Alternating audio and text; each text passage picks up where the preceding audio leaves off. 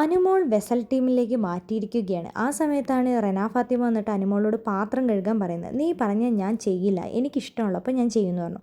അതിൻ്റെ പുറകെ ഏറ്റി പിടിച്ചുകൊണ്ട് ശരത്ത് വന്നു. ശരത്ത് പറഞ്ഞു, നീ എന്നോടല്ലേ പറഞ്ഞു ഇപ്പോൾ പോയി പാത്രം കഴുകണം, നീ ഇപ്പോൾ കഴുകിയേ പറ്റുമെന്ന്.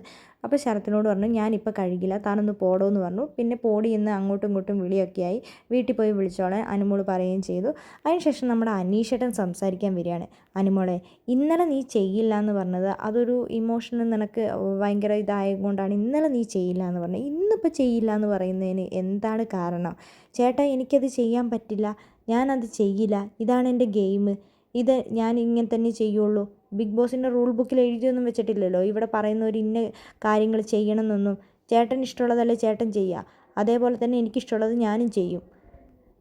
അപ്പോൾ നമ്മുടെ അനീഷേട്ടൻ പറയുന്നുണ്ട്, എൻ്റെ അനുമോളെ, ശരത്ത് എന്ന് പറയുന്നത് ബിഗ് ബോസിൻ്റെ ക്യാപ്റ്റനാണ്. ഇപ്പോൾ ക്യാപ്റ്റൻ പറയുന്ന കാര്യങ്ങളൊക്കെ നമ്മൾ ചെയ്യണ്ടേ? ക്യാപ്റ്റനായെന്ന് ഞാൻ അംഗീകരിച്ചിട്ടൊന്നുമില്ല, ടാസ്ക് കളിച്ചിട്ടല്ലേ ജയിച്ചതല്ലേ, അല്ലാതെ നമ്മൾ ഇതാക്കിയിട്ട് ജയിച്ചതൊന്നും അല്ലല്ലോ. അതുകൊണ്ട് തന്നെ എനിക്ക് ക്യാപ്റ്റൻ പറയുന്നതൊന്നും കേൾക്കാൻ എനിക്ക് താല്പര്യമില്ല, ഞാനൊട്ട് കേൾക്കുകയില്ല. അനുമോളെ, നീ ഇങ്ങനെയൊന്നും പറയരുത്, നീ കാര്യങ്ങൾ മനസ്സിലാക്കുക, ഓരോ ടാസ്കിനൊക്കെ അതിൻ്റേതായ രീതിയിലെടുക്ക്. ചേട്ടൻ എന്നോട് പറയണ്ട, എനിക്ക് അതൊന്നും മനസ്സിലാക്കാൻ പറ്റില്ല, ഞാൻ ഇനി നിന്നോടൊന്നും പറയുന്നില്ല, ഞാൻ എന്താണെങ്കിലും നിർത്തുകയാണ്, നിനക്കിഷ്ടമുള്ളത് നീ ചെയ്തോന്നും പറഞ്ഞിട്ട് അനീഷ് അവിടെ നിന്ന് പോകുന്നുണ്ട്.